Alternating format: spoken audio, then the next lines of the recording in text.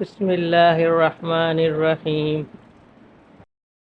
السلام علیکم ورحمۃ اللہ وبرکاتہ۔ آج کی تعلیم جو ہے فضائل ذکر سے ہے، چیپٹر نمبر 1، پیج نمبر 433۔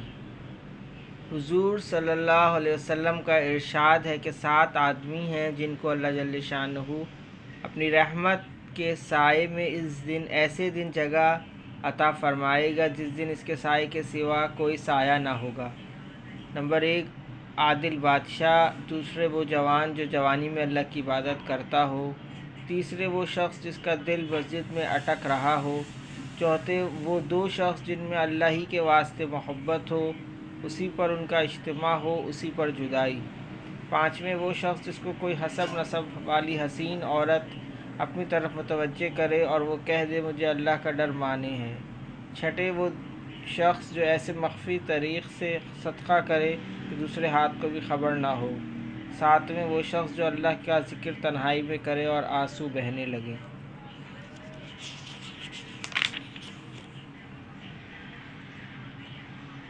فائدے میں حضرت فرماتے ہیں آنسو بہنے کا مطلب یہ بھی ہو سکتا ہے کہ دیدہ و دانستہ اپنے معاصی اور گناہوں کو یاد کر کر رونے لگے،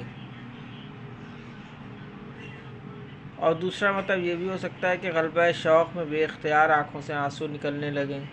بروایت ثابت بنانی رحمہ اللہ علیہ ایک بزرگ کا مقولہ نقل کیا ہے کہ وہ فرماتے ہیں کہ مجھے معلوم ہو جاتا ہے کہ میری کون سی دعا قبول ہوئی۔ لوگوں نے پوچھا کس طرح معلوم ہو جاتا ہے؟ فرمانے لگے جس دعا میں بدن کے بال کھڑے ہو جاتے ہیں اور دل دھڑکنے لگتا ہے اور آنسو بہنے لگتے ہیں، وہ دعا قبول ہوتی ہے۔ ان 7 آدمیوں میں جن کا ذکر حدیث پاک میں وارد ہوا، ایک وہ شخص بھی ہے جو اللہ کا ذکر تنہائی میں کرے اور رونے لگے۔ اس شخص میں 2 خوبیاں جمع ہیں اور دونوں اعلیٰ درجے کی ہیں، ایک اخلاص کہ تنہائی میں اللہ کی یاد میں مشغول ہوا، دوسرا اللہ کا خوف یا شوق کہ دونوں میں رونا آتا ہے اور دونوں کمال ہیں۔ حدیث کے الفاظ ہیں، ایک وہ آدمی جو اللہ کا ذکر کرے اس حال میں کہ خالی ہو۔ صوفیہ نے لکھا ہے کہ خالی ہونے کے 2 مطلب ہیں، ایک یہ کہ آدمیوں سے خالی ہو جس کے معنی تنہائی کے ہیں، یہ مطلب عام ہے، دوسرے یہ کہ دل اغیار سے خالی ہو۔ وہ فرماتے ہیں کہ اصل خلوت یہی ہے، اس لیے اکمل درجہ تو یہ ہے کہ دونوں خلوتیں حاصل ہوں۔ لیکن اگر کوئی شخص مجمع میں ہو اور دل غیروں سے بالکل خالی ہو اور ایسے وقت میں اللہ کا ذکر سے کوئی شخص رونے لگے تو وہ بھی اس میں داخل ہے کہ مجمع کا ہونا نہ ہونا اس کے حق میں برابر ہے۔ جب اس کا دل مجمع تو درکنار غیر اللہ کے التفات سے بھی خالی ہے تو اس کو مجمع کیا مضر ہو سکتا ہے؟ اللہ کی یاد میں یا اس کے خوف سے رونا بڑی ہی دولت ہے، خوش نصیب ہے وہ شخص جس کو اللہ تعالیٰ شان میں میسر فرماوے۔ ایک حدیث میں آیا کہ جو شخص اللہ کے خوف سے روئے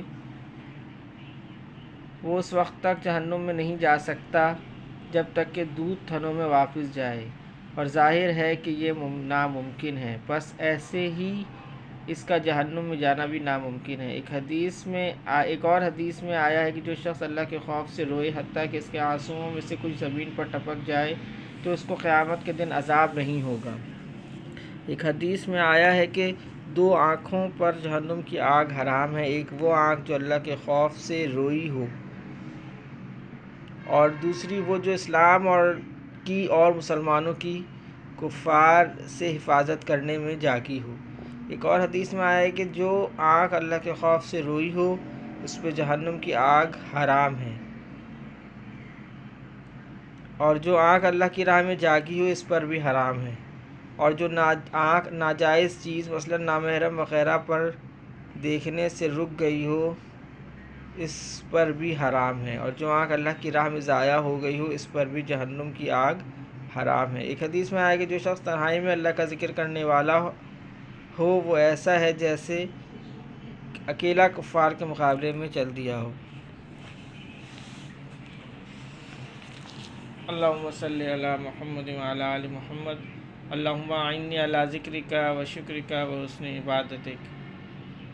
سبحان ربک رب العزت عما یصفون وسلام علی المرسلین والحمد للہ رب العالمین آمین برحمتک یا ارحم الراحمین.